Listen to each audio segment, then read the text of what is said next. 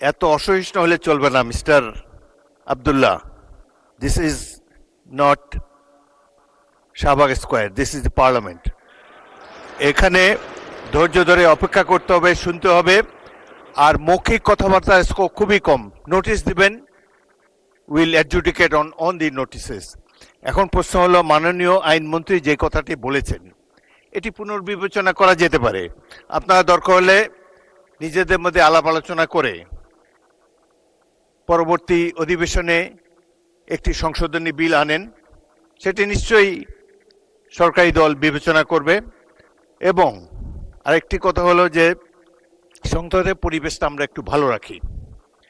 সংসদের চমৎকার বিবিনিং, এত বড় একটা জুলাই অভ্যুত্থানের পর এই সংসদ গৃহীত হয়েছে, এমন একটা ফেয়ার ইলেকশনের মাধ্যমে আমরা সবাই এখানে এসেছি।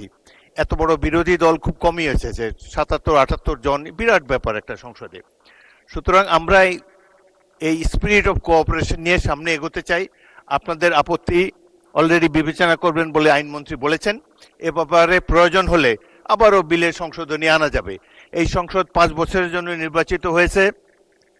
Let us beer with all this differences. আমরা সকল ধরনের অসুবিধা মতানৈক্য কমিয়ে আনতে পারি। গণতন্ত্রের সৌন্দর্যই হলো এই মতভিন্নতা, নাহলে তো একটা দলই থাকতো দেশে। এখানে 3-4টি দল অলরেডি আপনারা এখানে রিপ্রেজেন্টেড।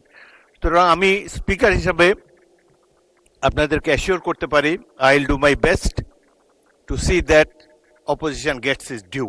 এটা আমরা নিশ্চয়ই চেষ্টা করব। জনাব মুজিবুর রহমান, আপনি কি এই ব্যাপারে বলতে চান নাকি অন্য কোনো ব্যাপারে? এই বিষয়ে আর শুনবো না, অন্য কোনো বিষয় হলে বলতে পারেন। এই বিষয়টি তো